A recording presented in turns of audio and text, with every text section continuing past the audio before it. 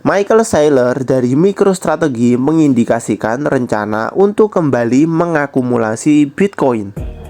Yo guys, balik lagi bersama dengan saya Sagio Sugiarto. Di video kali ini di tanggal 12 Januari 2026 saya share lagi berita update mengenai kripto. Langsung saja kita masuk ke berita yang pertama.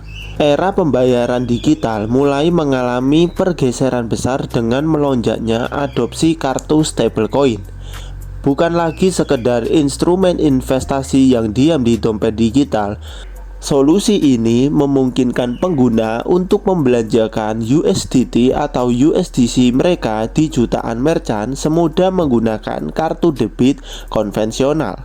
Fenomena ini dipicu oleh semakin matangnya infrastruktur yang menghubungkan dunia keuangan tradisional dengan ekosistem blockchain, menjadikan kripto lebih fungsional dari sebelumnya. Menurut laporan terbaru, perusahaan modal Ventura Dragonfly melihat adanya perubahan pola konsumsi di mana pengguna mulai meninggalkan kartu debit konvensional. Faktor kenyamanan dalam menggunakan kartu stablecoin menjadi alasan utama, terutama karena integrasi dengan raksasa pembayaran global seperti Visa dan Mastercard sudah semakin mulus. Infrastruktur yang mulai dikembangkan oleh Dragonfly Capital memungkinkan proses konversi dari stablecoin ke mata uang fiat terjadi secara instan di balik layar.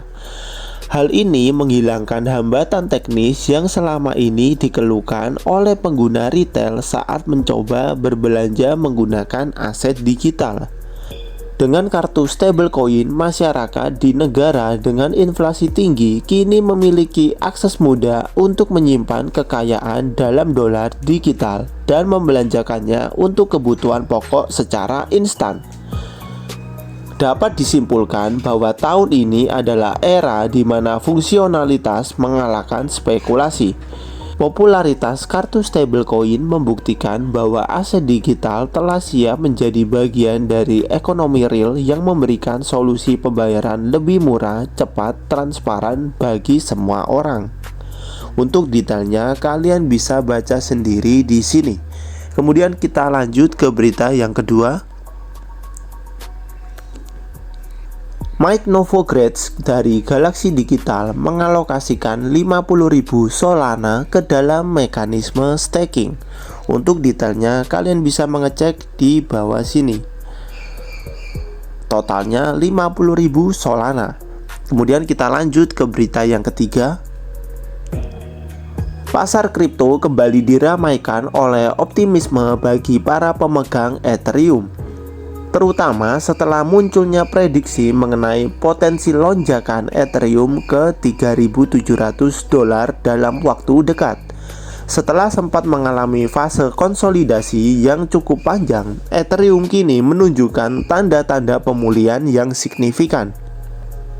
Sejumlah analis teknikal mulai melihat pola breakout yang mengarah pada target harga ambisius tersebut didorong oleh meningkatnya aktivitas institusional dan akumulasi oleh para whale. Optimisme pasar ini diperkuat oleh indikator teknikal yang menunjukkan bahwa Ethereum sedang berada di zona akumulasi yang matang. Melansir laporan dari Watcher Guru, momentum saat ini sangat mendukung pergerakan Ethereum ke $3.700 karena adanya formasi bullish pennant pada grafik mingguan. Jika level dukungan saat ini mampu bertahan, maka jalur menuju angka tersebut terbuka sangat lebar. Selain itu, penurunan pasokan Ethereum di bursa menunjukkan bahwa investor lebih memilih untuk menyimpan aset mereka dalam jangka panjang daripada menjualnya, yang secara otomatis menciptakan tekanan beli yang kuat di pasar. Perkembangan fundamental di jaringan layer 2 juga menjadi katalis penting. Data pasar dari CoinMarketCap menunjukkan bahwa volume transaksi pada Ethereum terus meningkat, menandakan adopsi jaringan yang sangat solid. Efisiensi biaya gas setelah upgrade protokol terbaru juga membuat Ethereum tetap menjadi pilihan utama bagi pengembang dApps dan DeFi.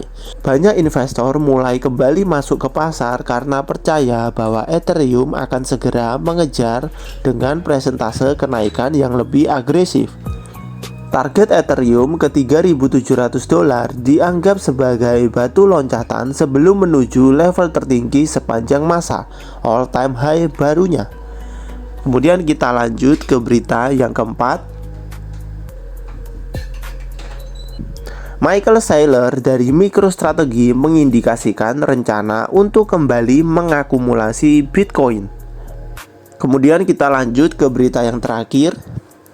Vitalik Buterin mentransfer sebanyak 300 Ethereum ke Paxos dengan estimasi nilai sekitar $1 juta. Untuk detailnya kalian bisa lihat di bawah sini. Totalnya 330 Ethereum. Kemudian saya share sedikit mengenai data likuidasi dalam 24 jam terakhir.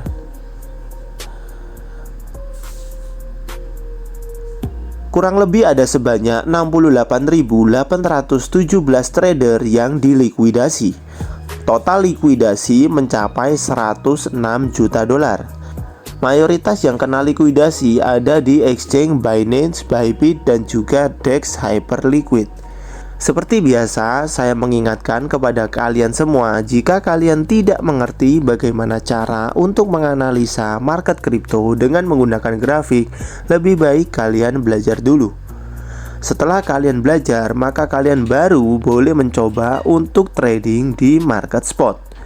Jika kalian sudah sering cuan dari market spot, kalian baru boleh untuk melakukan trading di market futures. Selama kalian belum pernah cuan atau belum sering cuan dari market spot, maka kalian jangan sesekali masuk ke market futures.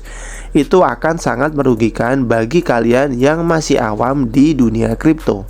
Jika kalian ingin lebih aman, maka kalian bisa berinvestasi saja di market spot. Di situ kalian bisa mencari aset-aset kripto dengan fundamental terbaik. Kalian bisa mempelajari terlebih dahulu proyek mana yang bagus untuk diinvestasi. Jika kalian tidak ada waktu untuk mempelajari aset kripto apa yang bagus untuk diinvestasi, maka kalian bisa mengecek di kolom deskripsi. Di situ ada link ebook saya di mana ada top 10 aset kripto dengan fundamental terbaik. Itu adalah ebook yang saya buat khusus buat kalian yang memang tidak ada waktu untuk mempelajari aset kripto namun ingin berinvestasi di dalamnya. Ya, kemudian saya share juga kondisi market kripto hari ini di tanggal 12 Januari 2026. Seperti yang kalian lihat di sini, Bitcoin kembali mengalami sedikit kenaikan sebesar 0,71%. Setelah kemarin sedikit penurunan di area 1,52 M, saat ini Bitcoin mengalami kenaikan. Sehingga kalau kalian melihat aset kripto yang lain juga mengalami hal yang sama, mengalami sedikit kenaikan. Ya, inilah kondisi market kripto di tanggal 12 Januari 2026. Dan besok di tanggal 13 Januari 2026 saya akan update lagi berita kripto dan juga kondisi market kripto. Jika video ini bermanfaat buat kalian, kalian bisa share video ini. Saya Sagiu Sugiarto pamit, see you in the next video and God bless.